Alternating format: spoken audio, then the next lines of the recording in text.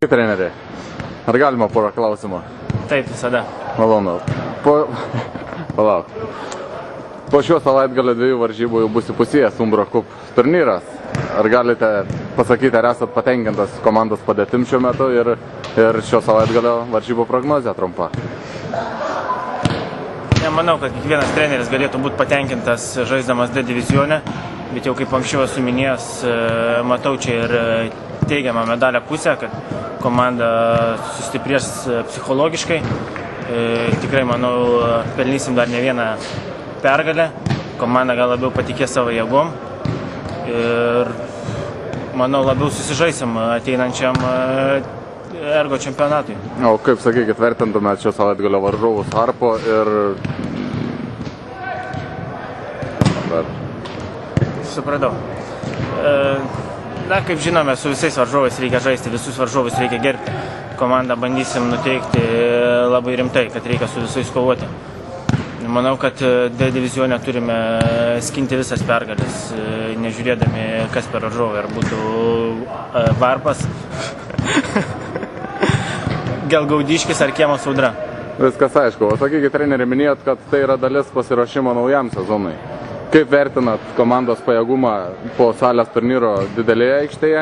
Girdėjau, kad buvo pirmoji treniruotė lauke. Kaip vertintumėt komandos pajėgumą šiuo metu? Šiuo metu ruošiamės sportimos manieže. Turime vieną treniruotę į savaitę. Nuo šitos savaitės pradėsime taip pat eiti į lauką, kaip ir minėjau. Šeštadienį turėjom pirmą treniruotę. Susirinko 8 žmonės, labai smagiai pažaidėm. Tokią lengvą treniruotę, taip irgi pakėlėm savo tokią nuotaiką žaidybinę.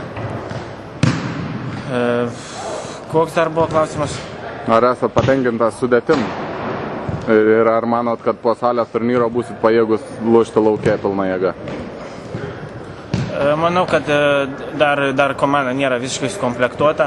Iki pilnos, taip sakykime, laimės norėčiau sustiprinti vartininką poziciją, kad būtų didesnė konkurencija. Taip pat konkurencija norėčiau, kad būtų didesnė truputį puolimo grandy. Ar turite kokių nors planų? Ar esat numatę kokių žaidėjų sustiprinti, ar čia tik tais yra norai?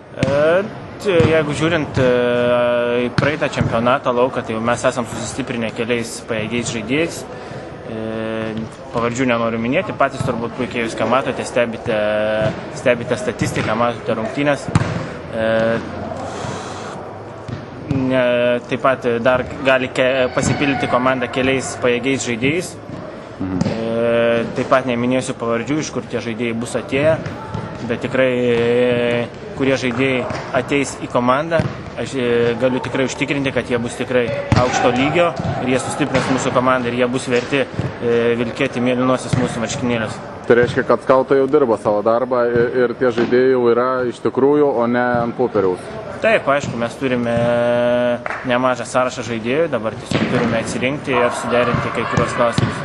Aišku, sakykit, treneri, o dabar esant tokiai situacijai, ar komanda yra finansiškai pajėgi sudalyvauti pilnu pajėgumu ergo čempionate ir neturėti dėl to problemų dėl aikščių nuomos, teisėjų užmokesčio ar startinio mokesčio, kas dabar aktualu yra daugeliui SFL komandų?